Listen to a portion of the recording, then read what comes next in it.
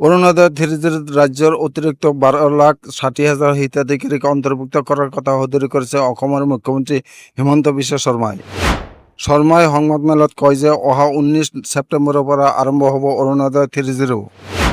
উক্ত দিনটোৰ পৰা অৰুণোদয় প্ৰপত্ৰ বিতৰণৰ কাম আৰম্ভ হ'ব আৰু অহা বছৰৰ জানুৱাৰী মাহৰ ভিতৰত বাছনিৰ কাম সম্পূৰ্ণ কৰা হ'ব বুলি আশ্বাস দিছে অসমৰ মুখ্যমন্ত্ৰী হিমন্ত বিশ্ব শৰ্মাই।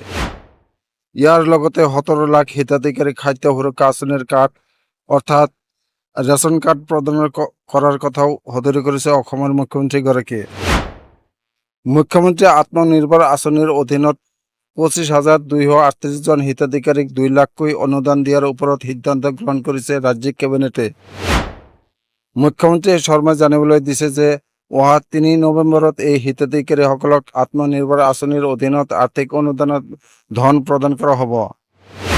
উল্লেখ্য যে এই অনুদানৰ 1 লাখ সাহায্য হিচাপে লাভ কৰাৰ বিপৰীতে অৱশিষ্ট 1 লাখ টকা সুদবিহীন ঋণ হিচাপে লাভ কৰিব হিতাধিকাৰীয়ে।